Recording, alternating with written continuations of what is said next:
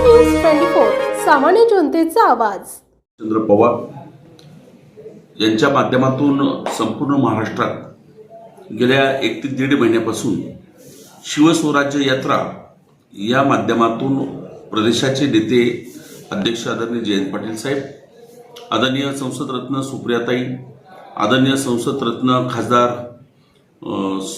अमोलजी कोल्हे, आमचे आपल्या जिल्ह्याचे नवनिर्वाचित खासदार निलेशजी लंके, रोहितदादा पवार असे तत्सम नेते मंडळी महाराष्ट्रामध्ये या माध्यमातून गेल्या 2-2.5 वर्षात या भारतीय जनता पक्षाच्या आणि शिवसेना शिंदे गटाच्या आणि अजित पवार दादाच्या गटातल्या सरकारनं ज्या महाराष्ट्रातल्या संदर्भामध्ये अनेक चुकीचे धोरणं घेतली आणि त्याचा महाराष्ट्राला विपरीत परिणाम व्हावा लागतो, यासाठी जनजागृती करण्यासाठी ही यात्रा सुरू केलेली आहे।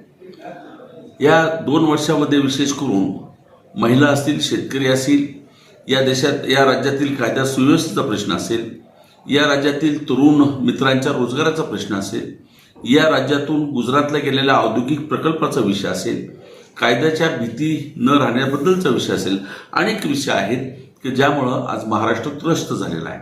आणि ह्या सरकारच्या विरोधात चुकीच्या धोरणामुळे झालेलं नुकसान याच्या बाबतीत जनजागृती करण्यासाठी ही यात्रा राज्याच्या विविध भागात जात आहे आणि या संदर्भामध्ये जागृतीचं काम करत आहे। याच अनुषंगानं गुरुवार 26 सप्टेंबर रोजी दुपारी बरोबर 2 वाजता खंडोबा मैदान, शेवगाव शहर, शेवगाव तालुका, जिल्हा अहमदनगर या ठिकाणी येणार आहे।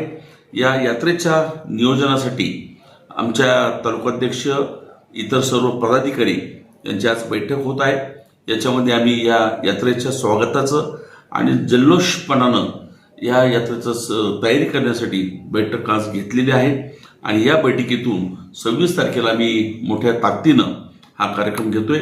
आपल्या माध्यमातून आम्ही सर्व कार्यकर्ते आणि सर्व नागरिकांना या जनजागृतीच्या यात्रेला उपस्थित राहावं असं नम्र आव्हान करतो।